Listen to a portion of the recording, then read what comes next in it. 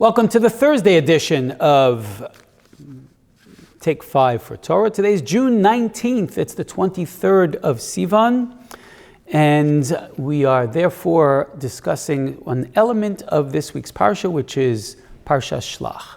I would like to call to mind what appears to be a contradiction in Rashi's commentary. Rashi starts his commentary in reference to the 12 scouts that the Torah calls Anoshim, Kulam Anoshim.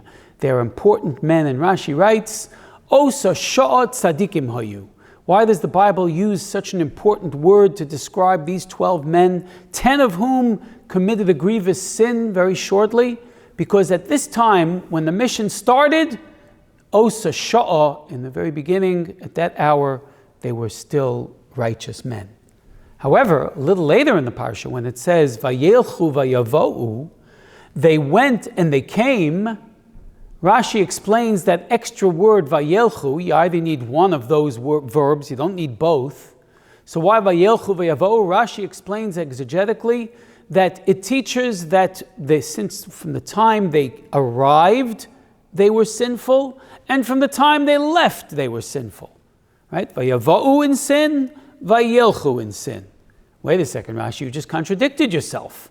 You explained that the reason why they're called Anoshim is because Osashar Ksherim Hayu. And now you're telling me that they were evil from the moment they left. Which is correct. Allow me to answer that question by raising another question.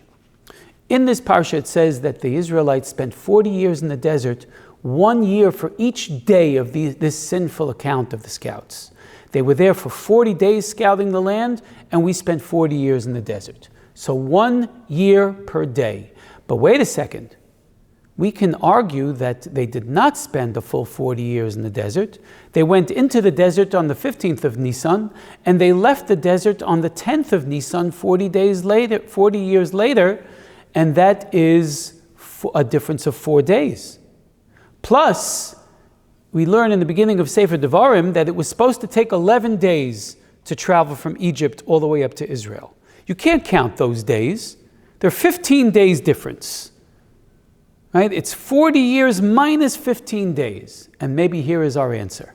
Ready? Take out your calculators and work it out. If 1 year equals 1 day, right? That means 12 months equals 24 hours, right? That means 1 month equals 2 hours, correct? Everyone seeing that? Right? If 12 months is 24 hours, 1 month is 2 hours. How much is 1 hour? 1 hour is 15 days. You get it now? Osa sha'ok sherim hayu.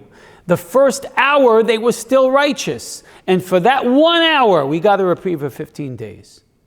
There's some profound message here, don't you see it? Is that for every moment of goodness, every moment of kindness, you walk down the street and just smile at someone who's sitting there. Every little act is being counted someplace. It registers on a meter. Every moment. Imagine 1 hour of kindness on their part, and we got a reprieve of 15 days. Right? If a day is a year, then figure it out. 1 hour is 15 days.